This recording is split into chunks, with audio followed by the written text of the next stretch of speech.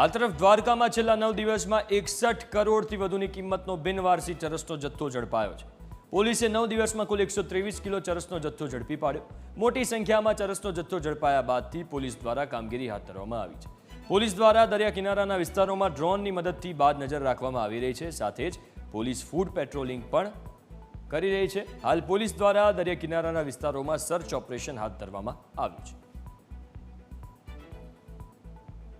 જરૂર પડીએ અમે જ્યાં ભૌગોલિક પરિસ્થિતિ થોડી ટફ હોય છે ત્યાં અમે ડ્રોન દ્વારા પણ પેટ્રોલિંગ ચાલુ કરાવી રાખેલો છે અને તમામ પોલીસ ટીમ્સ અત્યારે એક્ટિવલી ત્યાં ફૂડ પેટ્રોલિંગ તેમજ વ્હીકલ પેટ્રોલિંગ પણ ચાલુ છે દરિયા કિનારે અને આ પેટ્રોલિંગ દરમિયાન જ અમને આ વસ્તુ રિકવર થવા પામેલ છે અને આ તમામ વસ્તુઓ અત્યારે હાલ સીઝ કરેલી છે અને તારીખ 7થી લઈને અત્યાર સુધી કુલ વજન અમારે 123 કિલો ચરસ પકડાયેલું છે। 115 નંગ પેકેટ પકડાયેલા છે અને હાલ તેની કુલ કિંમત 61 કરોડ અને 86 લાખ રૂપિયાનું ડ્રગ્સ પકડાયેલું છે, જે બાબતે તપાસ અત્યારે હાલ ચાલુ છે અને પોલીસ કાર્યવાહી કરી રહી છે।